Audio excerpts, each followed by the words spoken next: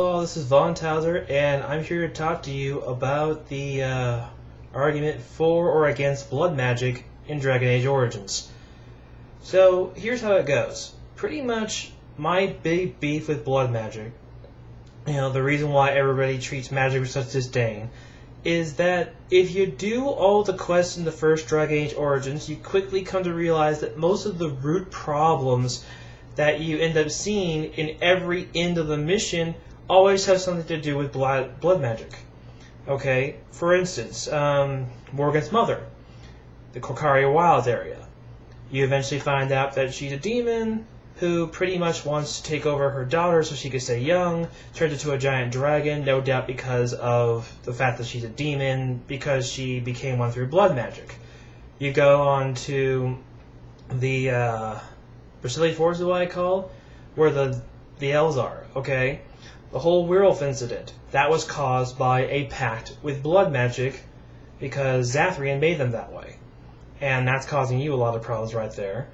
Orzammar doesn't really have blood magic as the main cause, but the problem is it's the style in which they made the golems that it's related to blood magic, so the practice of blood magic has some bearing on how golems are made, but it's not the cause, it just has some significance to it.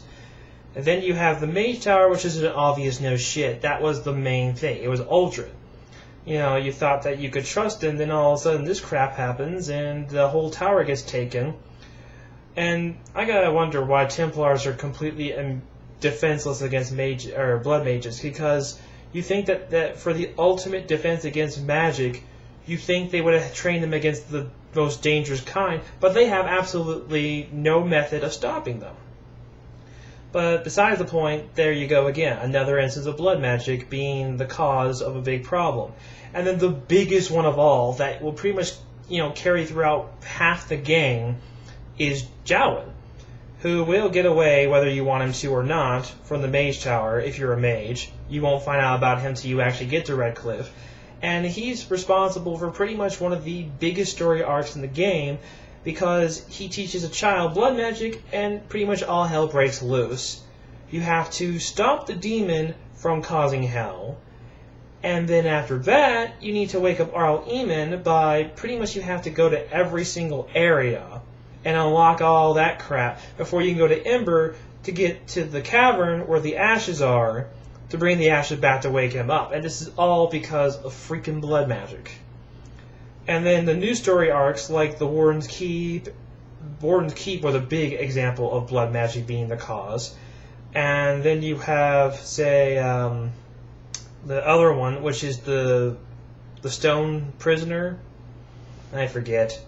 I'm going off memory right now, but she wasn't actually a main part of that story arc other than getting her. The actual part was you were fighting through the town, all these darkspawn, and then you find out that the guy who owned the golem actually had I think a grandson and a daughter. He had a daughter, that guy did.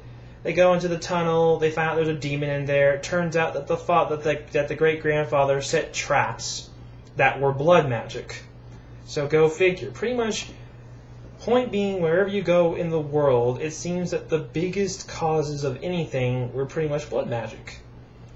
So this is pretty much to settle the argument, should the Chantry be allowed to keep the tabs that it does over the Mage Tower? I say yes, it should.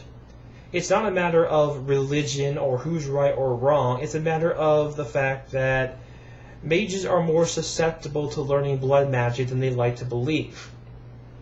So pretty much they need the regulation, because if they didn't, oh man, the world would go to hell. I mean, there's already, a few areas you went to where blood magic was a big cause.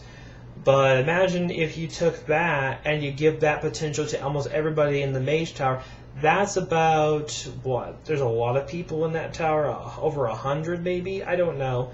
That's 100 times, at least as an example, 100 times more of a chance you're going to be able to pollute a lot more areas with blood magic, if not strengthen the condensation of wherever that blood magic is taking place, being more dangerous, breaking more of the veil between the real world and the Fade. So it's a threat. And what I'm trying to say is pretty much, should you use blood magic? That's pretty much up to your discretion. Yes, it's the best DPS elite spec for a mage, but at the same time, lore-wise, it's never worth it in my opinion, because it just never seems to work out well for pretty much anybody who uses blood magic. So that's pretty much, this has just been pretty much like a mock argument, in my opinion, of why blood magic is such a dangerous force in the world of Dragon Age Origins, and why I think that should the player choose to, that they should have options that are more so against preventing blood magic. So, more options to help the Chantry do that kind of thing or whatever. Just an example. I mean, I want to hear your guys' opinion on it if you want, but this is just me saying my thoughts on something that kind of bothers me. It's like, why is blood magic such a threat? Why is it always the cause of everything? Of pretty much almost everything, is what I want to know. And why has the Grey Warrens allowed it to be a power allowed when it always backfires on them? Give me your thoughts, let me know what you think, and this is Von Tauser signing off.